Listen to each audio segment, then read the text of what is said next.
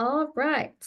Okay, so again, this is the nursing information session specifically for transfer students and post-bac students. So if you don't think you identify as either, this may not be too relevant to your educational path. No hard feelings if you will all decide you do not want to stay for the presentation.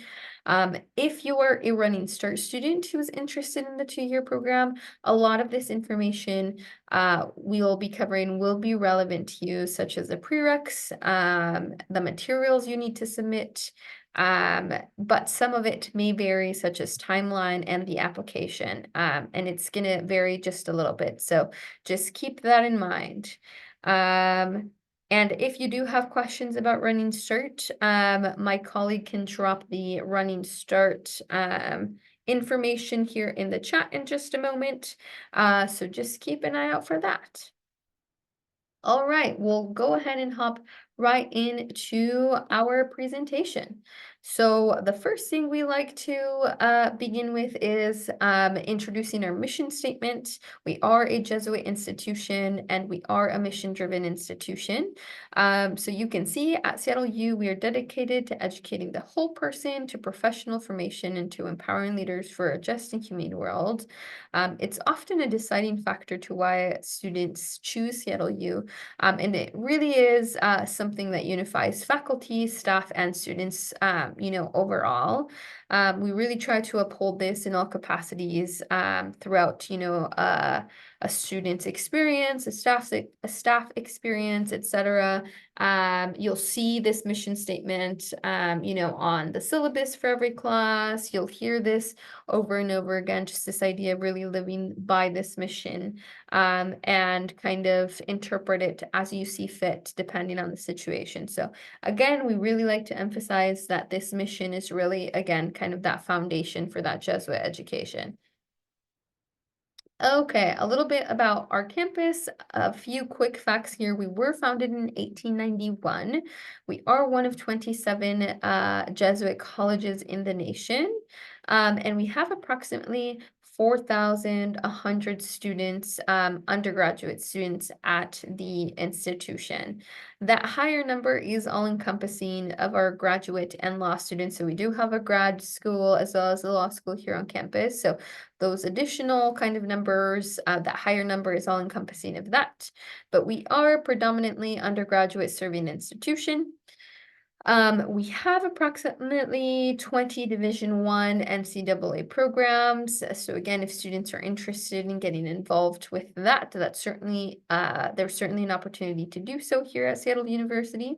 And then that last thing I want to mention is that yellow border at the bottom of this slide. That is the entire Seattle University campus. So it may look a little bit big, but folks can usually get across it in about 15 minutes, depending on how quickly you walk. And we are also located in a very vibrant area, as you can see. So we're surrounded by quite a few different neighborhoods. We have downtown about a 15-minute walk from us. We have Capitol Hill right across the street. And we have the International District about a 10 to 15-minute walk. So our students absolutely love that. They kind of get the best of both worlds. They get the small classroom sizes, but then they're also located in this huge metropolitan city. So they really enjoy being located in this culturally diverse neighborhood. And then lastly, we are located on what's called Pill Hill, which is essentially a couple of blocks that house 4 hospitals. So that would be Harborview, Swedish Medical Center First Hill, Swedish Medical Center Cherry Hill, and the Virginia Mason Medical Center. So again, it's a huge advantage for our nursing students. All right. So we're going to hop right in to the financial aid and scholarships information. So our full-time tuition, and this is for this past academic school year, I do want to be transparent that tuition will likely be going up. And that is approximately $53,000. The total cost of attendance is closer to $73,000, and that higher number is going to be all-encompassing of housing, meal plans, some additional costs. It includes books, for example. So it is an estimate, but that's kind of the difference between those two numbers. I do always like to let students know that while this is a very, it can be a scary number. About 91% of our students do receive some sort of financial aid. And so we always encourage our students to apply for the FAFSA or WAFSA if they are eligible to apply for those, so that students can really be considered for all the scholarships that they can be considered for. I do want to let students know that upon applying to Seattle University, and if you get admitted, all students will get and automatically be considered for merit scholarship. So again, that's not an additional application. If you are admitted, that merit scholarship will be available to you. Merit being based on academics, based on grades, based kind of on that academic portion, right? Unfortunately, for post-bac students are not eligible for merit scholarships. They might be eligible for other things through the FAFSA, but merit scholarship will not be one of those things. So just in full transparency. Some of the other scholarship opportunities do include the Alfie Scholars to begin with. So this is for students coming from community colleges and who've completed associate's degrees and have a GPA of a 3.5 or higher. You are eligible to apply for the Alfie Scholars Program. This will require an additional application. So you'll need to write a few essays. There's an interview involved, but this is a $30,000 scholarship that will be split up into 2 years. And this is stackable with your merit scholarship and financial aid. So again, if you receive this and you have a merit scholarship, this is stackable. We also have our Seattle U Promise program. So if you're coming from any of the Seattle public colleges and you have a 3.0 or higher, you may be eligible for this program. There are some income restrictions, so students really do need to meet the eligibility requirements. But if you were part of this Promise program at the Seattle Public Institutions, make sure to mark it on your application, and that way we will we will make sure that if you're eligible, you receive that, and if admitted, you can receive that if you meet all of the eligibility requirements.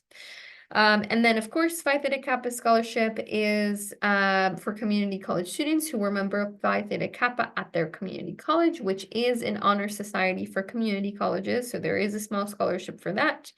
And then we are also a yellow ribbon institution for any of our student veterans or dependent veterans. So we do have that aid available for you as well, if students are planning to use those benefits. All right, a little bit about our BSN program and highlights for this program. So the first thing I want to know is that this is a cohort-based model. So when students come in for their first quarter, you will be starting with about 80 to 90 other students, and you'll stay with those 80 to 90 students all the way to the end of your program. So you'll be taking the same courses during the same quarters at the same time. So again, you'll be getting to know these people very well. In your first quarter, you'll actually start off with the class called Health Assessment Interventions, and that is where you learn all of the hands-on nursing stuff. So for example, you learn how to wash your hands, you learn how to transfer patients, how to pass drugs, how to give injections. You actually practice how to give injections on each other.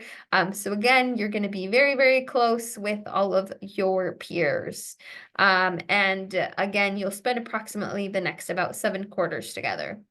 The next thing I want to highlight is advising. So students are required to meet with an advisor every single quarter that they are here at Seattle U as a transfer student. So you'll meet with that transfer academic advisor. You'll be meeting with them to chat about courses, to register for classes, to help with getting settled at Seattle U, maybe figure out how things are going. So again, this academic advisor really is there to support you during this time at Seattle U. Students will also be connected to a faculty advisor, and all of our faculty are nurses. So students will see that particular faculty advisor during their second year every single quarter as well. So the idea is that having this professional advisor is really going to help get students' feet underneath them, kind of figuring everything out. You'll start talking about the NCLEX, which is the National Licensure Exam. Again, this will be a resource for students to chat with those different advisors. The population health internship is a semi-recent addition to the program, and the idea behind that is really that we're interested in giving students the experience and exposure to population health or public health. Really, the pandemic, COVID-19, really showed us why it's important to emphasize that medicine and healthcare don't always take place in healthcare settings or inpatient settings. So this internship takes place within a community. It can be a school, maybe you're working with homeless population, maybe you're working with a traveling medical van, etc. The purpose being that students really start to learn to listen to the communities and figuring out what the problems are within those communities. So the second quarter, you're in this, a student will create some sort of intervention to address the problem. And in the third quarter, you're actually going to be implementing the intervention. So one of the most important things about the population health is that you really need to have this long-term relationship with the community, which is why our College of Nursing built it into that year-long internship. We also have a clinical performance lab, or CPL for short. So this will be essentially our nursing student's second home. It is basically 20,000 square feet, and it is housed at Cherry Hill Swedish Hospital. So it really gives students that feel of being in a hospital setting. This is where students will be getting all of their training, all that stuff I was talking about previously about learning how to give injections, etc. Students will be in the CPL for every single clinical that they do. So there are high fidelity and low fidelity mannequins. High fidelity mannequins are mannequins that can respond to you, so they can talk, they have heartbeats. There's actually one that gives birth over and over again. She has fluids coming out, she makes noises. So all of these things we can program the mannequin to do, but again, it just gives students that opportunity to gain experience without actually practicing on somebody who is a live person, right? And then the last thing I want to highlight is our education abroad opportunities. So nursing students do have a pretty packed schedule. However, students may have a little bit of time over the summer after their junior year to partake in education abroad if that's of interest of them. So there's a few different options for nursing students that they can go on over the summer.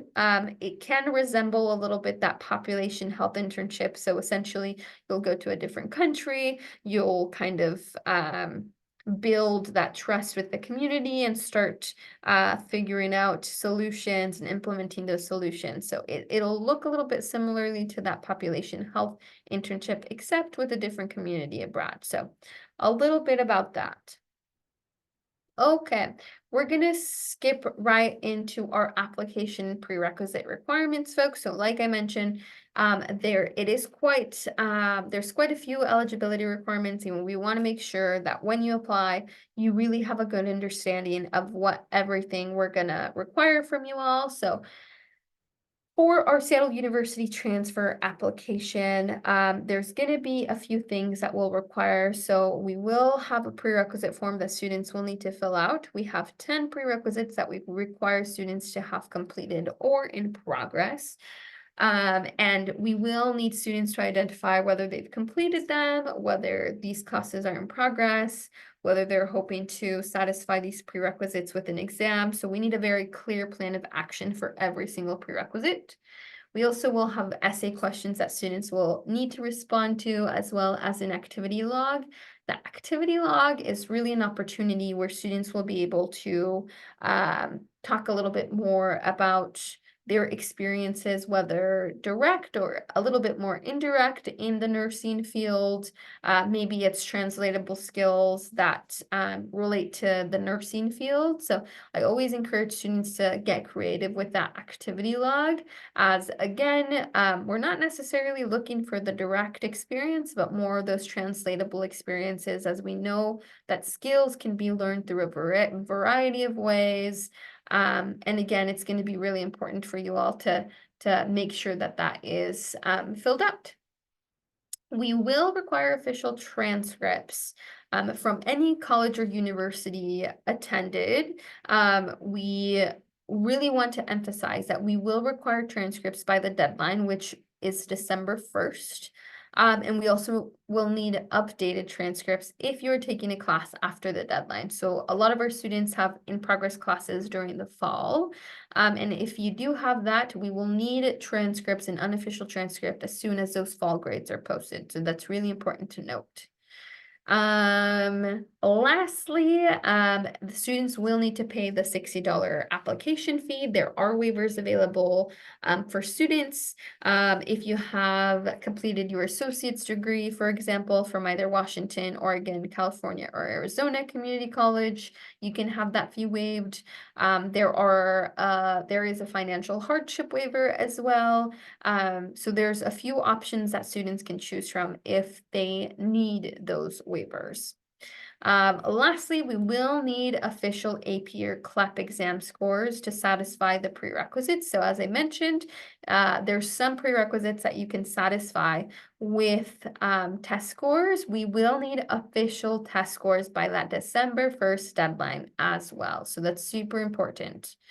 And then lastly, we'll get into this a little bit more here in the next slide, but English proficiency will also be required. So students will need to demonstrate their English proficiency. And all of these things, again, due by that December 1st deadline.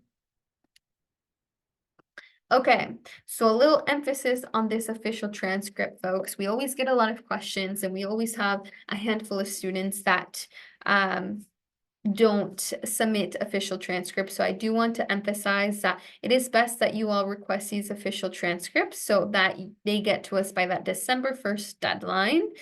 We will need official transcripts from any institution where you've earned or attempted credit. And again, depending on how your institution is sending over the transcripts, it can be very quickly.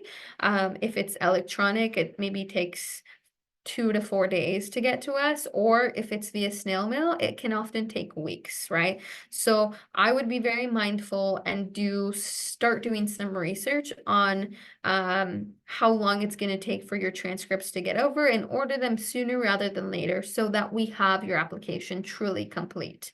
Because if we are missing transcripts, your application will be deemed as incomplete. Again, if you have any fall classes in progress. So if you're taking classes during this fall 2024, we will need your unofficial transcript that shows your fall grades no later than by January 5th. So that's going to be super, super important. Okay, and English proficiency, as I mentioned, so for any applicants for whom English is not a first or native language, you all will need to demonstrate English proficiency regardless of English language studies or academic history, etc. But there are a lot of different ways that you all can meet this requirement. So most students meet this through a college level English coursework. So that would be a student taking and successfully completing either English 101 or English Composition 1 or 2, or a research and writing class. It is important to note that students would need to complete that English class and also complete it with a 3.0 or better, and also have a cumulative GPA of a 3.0 or better. So there's a few little additional eligibility requirements that students really need to take into consideration. If you have any questions, the QR code is on this slide. Please scan it with your phone. It's going to be super helpful to you all to take a look at that a little bit more in depth. We also accept the TOEFL, IELTS, Duolingo, over the past couple of years, Duolingo has become very popular, just because you can take this test at home and then have those official scores sent to us.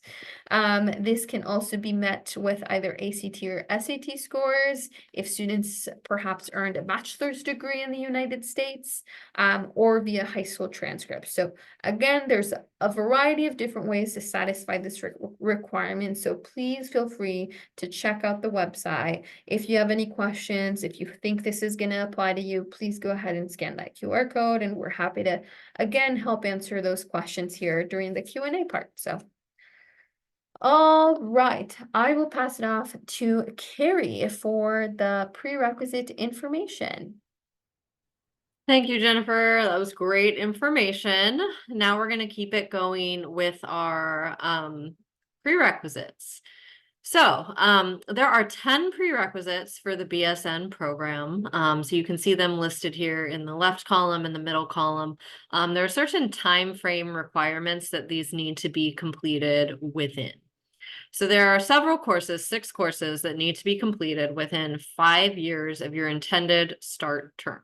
So if you're all here because your intended start term would be fall 2025, that means the 6 courses you see there need to be completed at some point in 2020 or later. It's by the calendar year, not by the academic year. So it doesn't mean fall 2020. It could be winter 2020, and that's okay. But some point in 2020. So those courses are Intro to Biology, Intro to Chemistry, Statistics, Anatomy and Physiology 1 with a lab, Anatomy and Physiology 2 with a lab, and Microbiology with a lab. Now, there are 4 courses that need to be completed within 10 years. I apologize for the typo there. It shouldn't say 20125. It should say 2015 or later.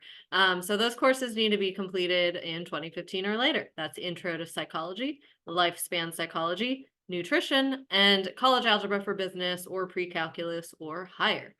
So I do want to call out a few things about some of these courses that we often get questions on. So the first one is Intro to Biology. We do get a lot of questions on the Intro to Biology course just because there's so many biology survey courses out there. This one really needs to have a heavy cellular and molecular component. So definitely don't just assume that an intro biology course is going to fulfill it. It needs to be the right course. It needs to have that cell and molecular focus. We will show you how to use our equivalency tool in just a second. We'll show you the visual of it. So you'll have some tools at your disposal to check on your biology courses. The statistics course, I'm going to talk about that hand in hand with the college algebra, which you see in the middle column. Because those 2 courses, oftentimes people will ask if one can count for the other.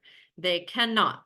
The 2 courses are distinct courses. They give different skill sets, both of which are necessary for the nursing program. So if you take statistics, that does not mean you can be exempt from college algebra, and vice versa. Both courses have to be completed. With the lifespan psychology, this is also one of those courses where we do typically see a little bit more variation when students are coming from different transfer schools. So the key component you're looking for with that one is that it covers birth through death. So we need the full lifespan in that course. And then finally, the college algebra for business, pre-calculus, we do get a lot of questions on that as well. The math class has to be taken. If any of you are studying at Washington State community colleges, just note that not all associate's degrees, even the pre-nursing one, they do not automatically include that course. So you have to make sure that you are planning to take that course on top of your degree. Math 107 in the Washington community colleges does not count. It really needs to be college algebra or pre-calculus, which would be Math 141. And then if you've taken calculus, that would be fine too. On the next screen, we'll show you which different AP or IB scores can qualify for these. But just note that math is probably the one we get the most questions on. So just make sure that you're taking that math course. Now, some other requirements that need to be completed by the end of the fall term that you're applying. So earlier, Jennifer showed that the application deadline is December 1st. That falls within fall term. So these requirements you see here don't need to be done by December 1st, but they have to be done by the end of the fall term. So again, if you're applying for fall 2025, that will be 2024, this fall. So what we need to know that you're going to have done by then is 7 out of these 10 prerequisites. Within those 7 of the 10, at least one of them needs to be what is considered a core science. The core sciences are both of the anatomy and physiology classes and microbiology. At least one of the math courses also needs to be completed. And then we need your final transcript at the end of fall term. So by January 5th, in order to check what you did during the fall. Because again, you're applying by December 1st, so we won't have your fall grades then. So you'll submit by December 1st, send us all your transcripts by December 1st, and then we will ask for an updated one if you had fall term courses in progress. So as promised, these are the qualifying test scores that can fulfill prerequisites. So the chemistry, the biology, psychology, college algebra, and statistics are the only ones that can be fulfilled by a test score. And they are subject to the same time frame requirements. So if you took AP Calculus in 2008, that does not qualify. You would need to retake the course. So we'll linger on this page for just a second. I won't read every single score, but you can see here what you would have to achieve in order to fulfill a prerequisite using a test score. You can certainly take a picture of it, or you can also find this information on our website as well. So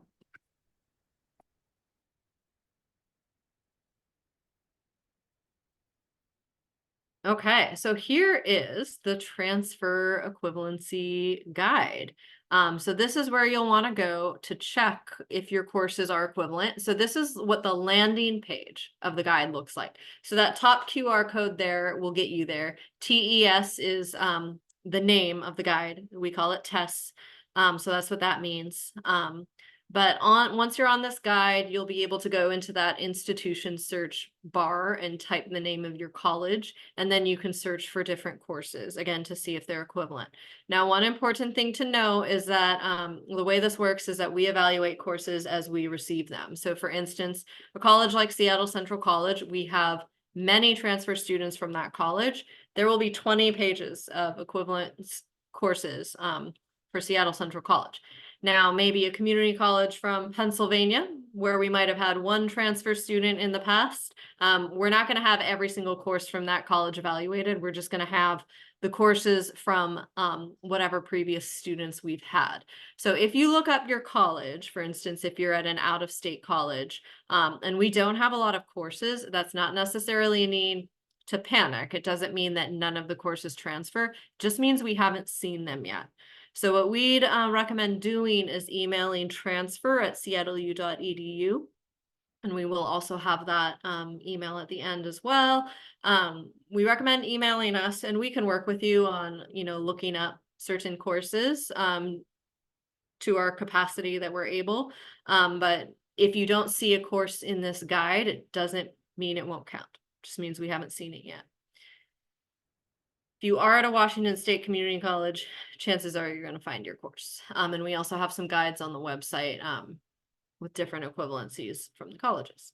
Okay, so we talked about the prerequisites. So here's some additional requirements that you have to meet. So we require a 3.0 prerequisite and cumulative GPA. Now the prerequisite GPA is calculated across those 10 courses we looked at. The cumulative GPA is calculated across every single college you've attended. So not just your most recent college, it's every single college. So we do require 3.0 in both.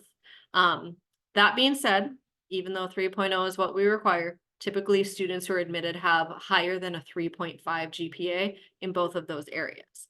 This is a very competitive program, so just, it's important to be aware of that going into it. 3.0 is the minimum. Typically, students are going to have much higher than that.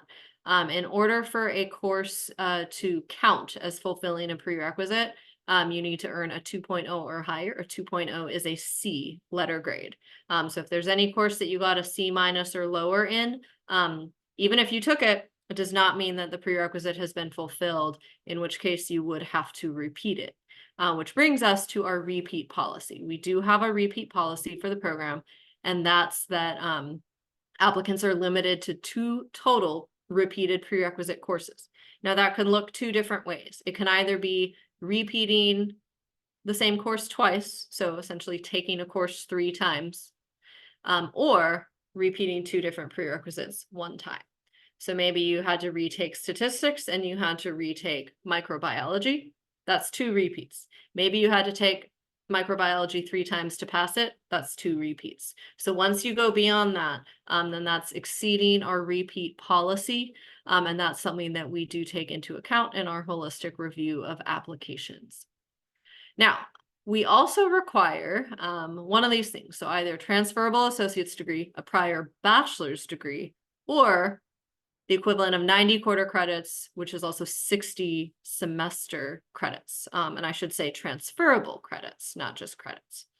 Now, the reason why this is important is because our BSN program is a cohort program. Students all start at the same place. They're kind of taking a prescribed set of classes, and there is no room to veer from that prescribed set of classes. So if you're missing any credits or you're missing any UCOR, which we'll get to next, there is no room in the schedule to fit it in. Everyone has to come in completely ready to start the nursing prescribed curriculum and to not stray from that curriculum at any point in their 2 years in the program. So an example of a transferable associate's degree from Washington State, the most common one is the DTA, the Direct Transfer Agreement. There are a few other degrees that don't have the DTA letters in them, but they are still fairly transferable. So chances are you'll still have the right amount of credits or be very close to it and within room to make up like 5 or 10 credits if you're missing it. A prior bachelor's degree, pretty self-explanatory. That means you will have had a degree conferred by fall 2025. And then the equivalent of 90 quarter or 60 semester credits, that basically means you're not getting an associate's degree, you're taking classes a la carte, but it still adds up to the right amount because they're transferable courses. Transferable courses mean they're 100 level or higher, they're academic courses, so they're not vocational or technical. One thing to watch out for with the transferable associate's degree, one thing that would not count is anything that has applied in the title. So like an AAS degree, Associate of Applied Science, is not going to count because many of those courses are vocational and technical. Doesn't mean you can't apply, it just means you have more work before you apply to fit in other transferable credits. Now, within the credit amount and associate's degrees, you also need to have the UCOR stands for University Core. You need to have those 4 requirements. There are actually 6 requirements, but 2 you're automatically doing through the prerequisites. That's the science and the math. But students need to also make sure that they're doing an English composition, an art course, a humanities course, and a social science course. This is going to be the most important for the folks who are not getting a transferable associate's degree and are rather taking the courses a la carte. So either the 90 quarter or 60 semester route. If you're doing that, then just know that you're going to need to make sure you're taking those 4 courses. And the next screen shows examples of what can fulfill it. So if you're wondering like what English course you have to take, really anything called like English composition or college composition, anything that has a research writing component usually counts. The UCOR 1300, the art class, you can see a list there. The safest thing is to do something that is hands-on art, meaning that you're actually making or producing the art. But if you have over 75 credits, which you all should, then some things like art history or music appreciation can also count. Humanities, there's a whole spread of acceptable courses there. And then social sciences, things like anthropology, psychology, sociology. Okay. So we've talked about a lot of things that are required. Here are some things that are not required. We do not need your high school transcript, and that's because you will all have a high amount of credit. So we don't need to look at high school. We don't need SAT or ACT scores. We don't need the TEAS test, and we also don't need recommendation letters. So not only do we not need recommendation letters, we will not accept them. If you want to send it as a supplementary material, we will not take it. And that's because we're not requiring it of everyone, so it wouldn't be fair to only look at those for some people. So you can just cross that off your list. You don't need to get a recommendation letter for our program. Okay, So earlier I mentioned the term holistic review. So we conduct a holistic review of our transfer BSN applications, meaning that we're not just looking at your grades and that's it, but we're looking at all these different components and how they fit together. That being said, grades are still a very important part of it. As I talked about earlier, we do have some minimum requirements and then typically higher levels where students are considered competitive for admission. This is an extremely rigorous program. So we really need to know that students are coming in academically prepared, ready to keep up with the full-time course load. And that's part of why the grades factor in so heavily to our review process. So again, we do have that 3.0 minimum for overall and prerequisite GPA, but typically students who are admitted are going to be at the 3.5 or higher level. Now, and then we do look for kind of just the basic, like, do you meet the requirements? Are you going to be at junior level? Will you have the 90 credits? Do you have the 7 out of the 10 prerequisites? We need to look for those as well. So if you don't meet minimum eligibility requirements, that will also be a factor in our ability to consider your application. Now, some other things that we're going to look at are the SU fit, the grade trend, and the essays, so that we can really get to know more about you as a person and what you're going to contribute to the cohort and the Seattle U community in general. The essays specifically prompt you to talk about those things. They will ask you to talk about why you're interested in nursing and why you're interested in Seattle U. And again, the activity log that we talked about allows us to see what your knowledge is of the profession and what transferable skills you have. Nursing is a very hard job. So we want to know that students coming into this have, gone through that thought process of thinking about what skills they have. You may have been a lifeguard or a barista and you have a ton of customer service experience in really busy environments, and you're telling us how that connects to nursing. That's great. We want to know that. You might have interviewed a nurse. You might have shadowed in a hospital. We want to know what connection you have to the healthcare profession and to know that you are ready for it. And then we also get to know about your interest in it through the essays as well. Okay, so this is a visual that we like to show early on. We know the application isn't even open yet. It's going to open in probably August and be due on December 1st. But the visual is really important because this Red Hawk admissions portal is going to be, it's going to hold a lot of information that you need. Because after you submit your application, you have access to it immediately. And it's kind of going to tell you those two things, whether or not it's ready for review or whether or not action is needed.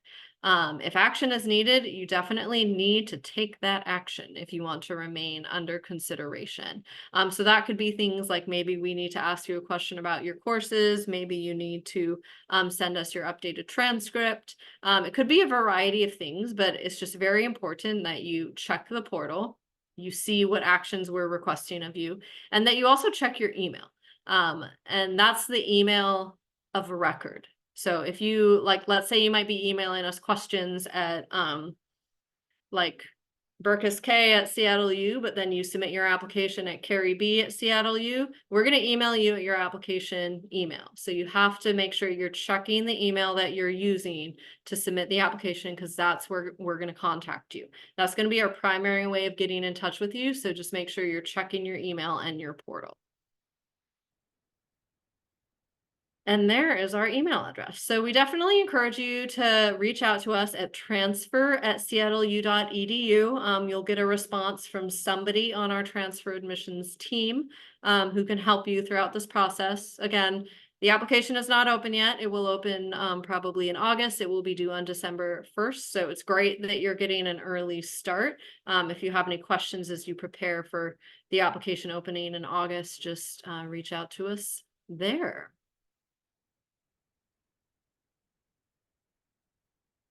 All right, folks, we have a little bit of time for a Q&A. I know some folks have been dropping some questions in the chat. Feel free to do that. Feel free to use the Q&A feature or unmute and ask your question. We're happy to help answer any additional questions you might have.